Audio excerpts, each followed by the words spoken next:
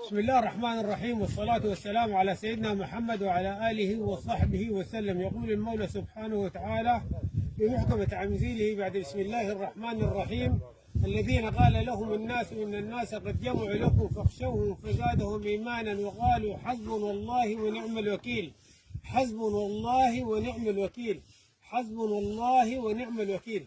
الشعب السوداني الكريم، اخواننا في القوات المسلحه في كل شبر من شبر هذا الوطن العزيز، اخواننا في القوات المشتركه، اخواننا في قوات درع السودان، اخواننا البراؤون، كل قطاع الشعب السوداني، السلام عليكم ورحمه الله وبركاته.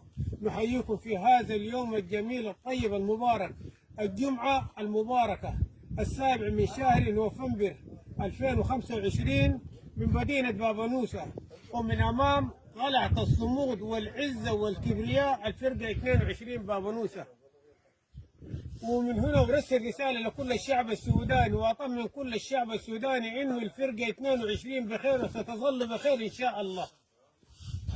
وأكد لكل الشعب السوداني إنه كل الإشاعات المطلوبة هذه الأيام هي لا أساس لها من الصحة. الفرقة 22 تمام التمام. وانطلقت اشاعتها بعد حكايه الطياره، واسقطنا طياره، والحمد لله الطياره ما اسقطت. الطياره بفعل يعني عطل معروف للناس كلها، والحمد لله الناس كلها شايفينها. والشيء الثاني، ايام دي انطلقت اشاعات بيقولوا انه في الاسواق انه عدد من اولاد المسيرين من القبيله الفلانيه. الجيش ما فوق قبيله ولا فوق مسيريه، الجيش وطني وما في زول طلع. الحمد لله الفرقه بكل شباب ثابته من العام الماضي، والله العظيم والله وتالله زول طلع ما في. الحمد لله الناس ثابته تماما، الناس ثابته تماما وعلى قدر. ابشر الله. واذا كان عبد الرحيم الاشاعات المنطلقه اليوم جايه 500 عربيه، جايه 600 عربيه، خليها تجي، خليها تجي. جاهزين والله جاهزين لها تماما، خليها تجي وما في ان شاء الله.